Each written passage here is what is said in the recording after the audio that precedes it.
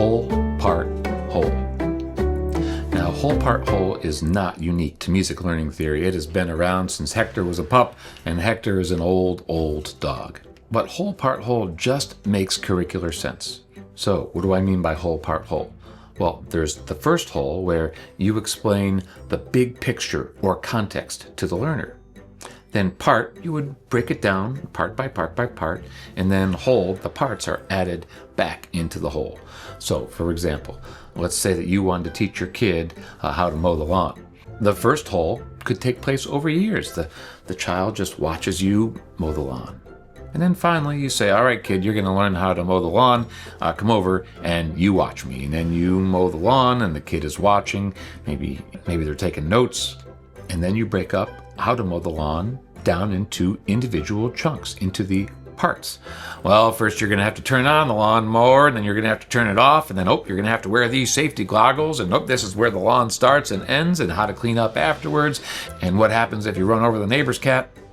And then lastly, finally, the child mows the lawn by themselves, and you're watching and you're taking notes, and maybe you go back and explain the parts again, and then whole, part, whole, part, whole, part, whole. Whole, part, whole happens in language development. As previously stated, for the first year of our lives, we just listen to the language as a whole. And then we start to learn words, one after another, the parts. And then eventually we're going to start taking those words and putting them back into the whole when we start speaking in full sentences. Again, whole, part, whole. Now, Gordon took whole, part, whole and added a kind of unique spin upon it. We're going to come back to Gordon's whole, part, whole in a moment after we talk about number 5, which is 2 teaching modalities, learning sequence activities, and classroom activities. Once we do that, Gordon's whole, part, whole will make a lot more sense. So in an MLT-inspired classroom, we have 2 main ways that we teach.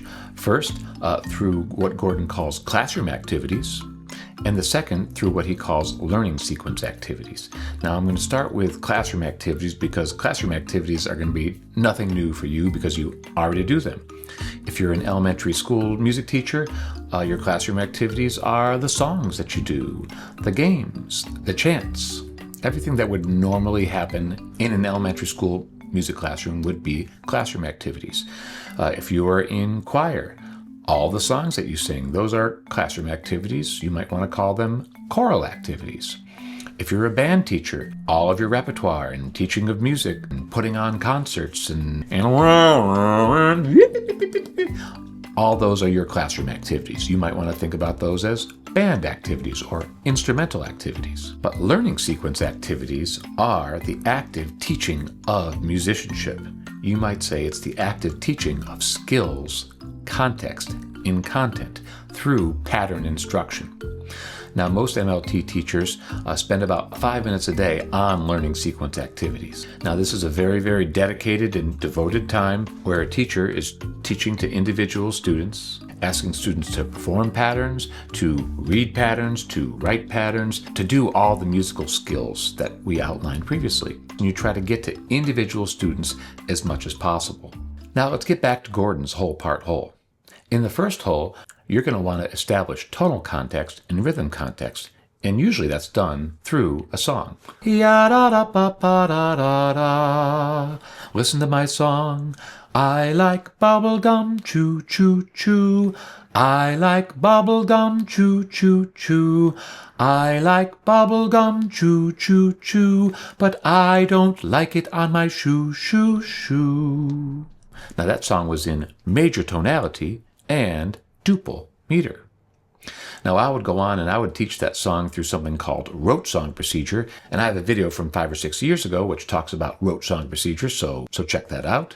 But after I would have taught that song using rote song procedure, I would go into pattern work, and if I was at the elementary school level, I would work very, very simply at the oral level and teach microbeat patterns. And it might look something like this. Audiate the pattern I chant, wait for the gesture, take a breath, and be my echo. Ba, ba, ba, ba, ba, ba. Echo these patterns. Ba, ba, ba, ba, ba, ba. Ba, ba, ba, ba, ba, ba, ba, ba, ba, ba, ba, ba. And I would spend about 5 minutes getting each student to perform those patterns, and then I might go back to the song. Do you remember that song, I like bubblegum, choo choo choo? To get teaching ideas and notation for this tune and many others, check out my book, 50 Tunes for Teaching. Would you move like me? Would you move like me? Put spider fingers here. I like bubblegum, choo choo choo. I like bubblegum, choo choo choo. So that's whole, part, whole. I'm connecting the patterns that I taught in learning sequence activities to the song. This becomes much more apparent when we start using syllables. Do day, do day, do day, do day, and we can start labeling the context of things. That song, I like bubblegum, is actually in duple meter because I'm audiating do day, do day. Would you chant those microbeats for me? Do day, and I'll do the song. I like bubblegum, choo choo choo. Now say we're at the verbal association level with tonal patterns. Sol, la, sol, fa, mi, re, ti, do. And I go through my whole rigmarole and I explain that we're in major tonality and that any combination of do, mi, so is major tonic. Any combination of sol, fa, re, ti is major dominant. But after I've taught that and I teach you patterns, do, mi, so, sol, fa, re, ti, sol, fa, re, ti, do, so, do. Do, so, do. Part, and then I go back into the whole again. Do you remember that song? I like bubblegum. Did you know that I like bubblegum is on the pitches do, mi, so? And when we audiate do, mi, so, what are we audiating? Major tonic. So isn't that cool that the song I like bubblegum is in major tonality and has the pitches do, mi, so? It's almost like I did it on purpose. And later on, when I teach you that ba, ba, ba, ba, ba, ba is do, day, do, and that when we audiate do as the macrobeat, and do, day as microbeats, we are in duple meter. Do you remember that song, I like bubblegum, choo, choo, choo? That song is in duple meter. I'll prove it to you. Can you chant do, day, and I'll sing the song. I like bubblegum, choo, choo, choo. I like bubblegum, choo, choo, choo. Isn't that neat? Well, congratulations for making it this far. Let's recapitulate. The first 5 of my learning music, learning theory are 1. That audiation is the foundation of musical understanding. 2. The music-language parallel. That learning music is a lot like learning a language, and we should follow that process to the T. The MLT3, skills, what are students doing, context, tonality, meter, and content, patterns, and functions. What are functions? Macrobeat, microbeat, division, tonic, dominant, subdominant, the whole part whole teaching model, and our 2 teaching modalities, learning sequence activities and classroom activities.